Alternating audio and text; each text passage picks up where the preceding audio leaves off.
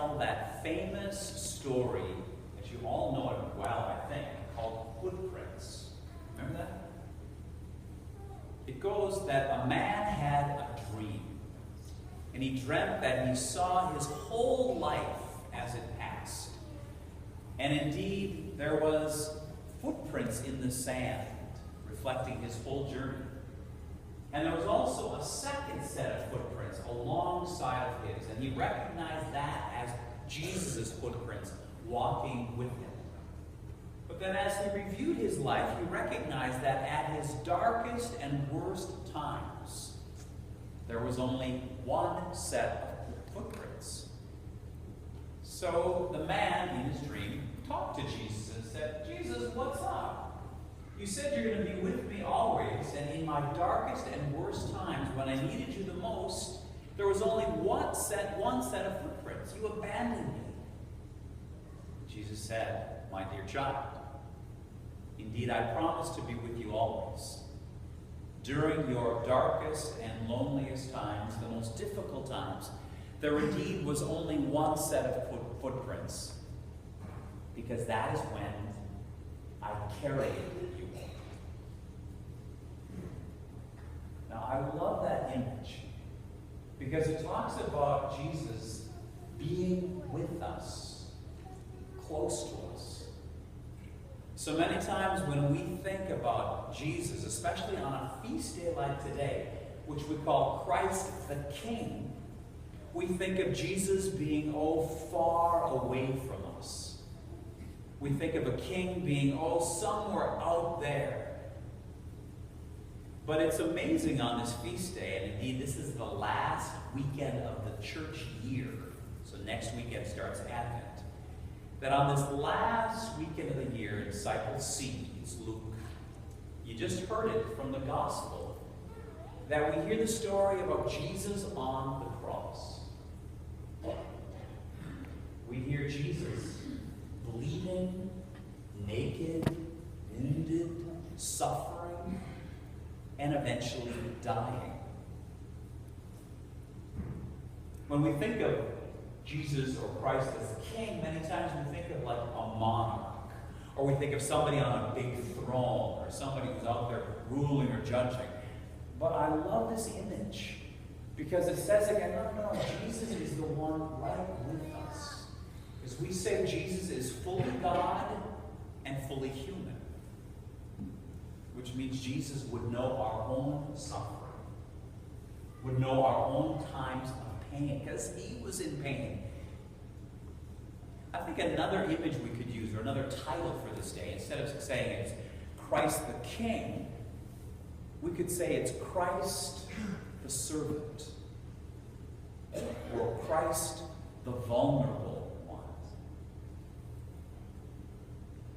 That story of footprints is wonderful. It's famous. It's about a man having a dream. But if I recall, Molly, didn't you have a dream lately about walking with Jesus? Do you want to share that? Well, yes, I did, Kevin. Tell me about this.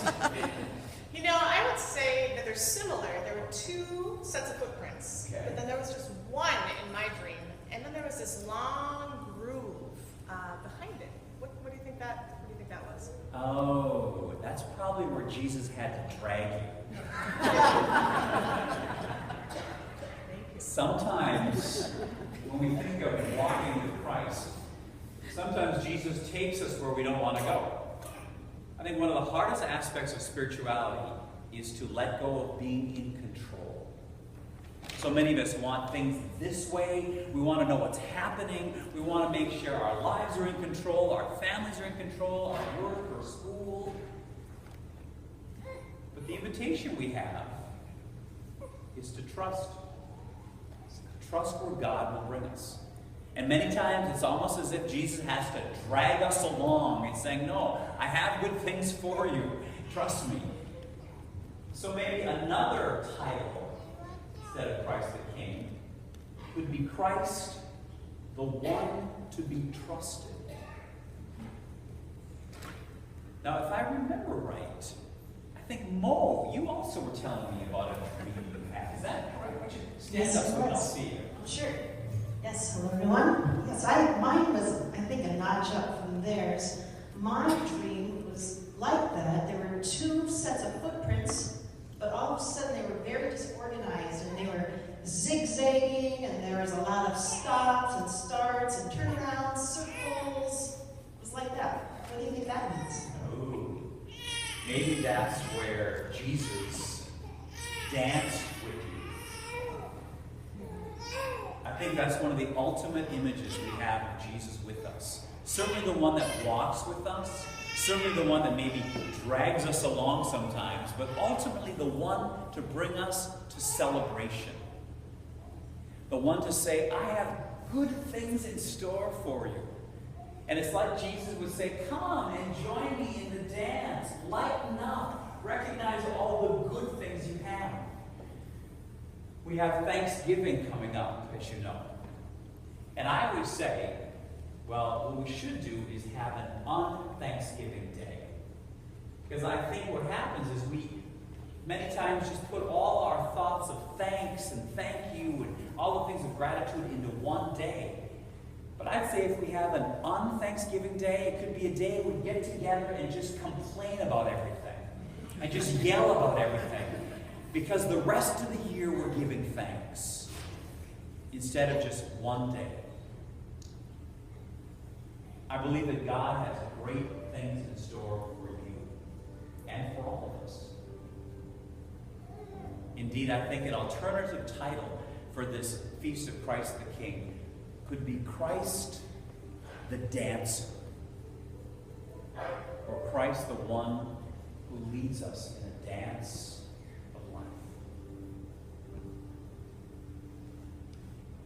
Well, as we heard, little Jonathan is anxious to get going on his dance of life. So Brandon and Cassie, you want to come forward? Your other son, Ken?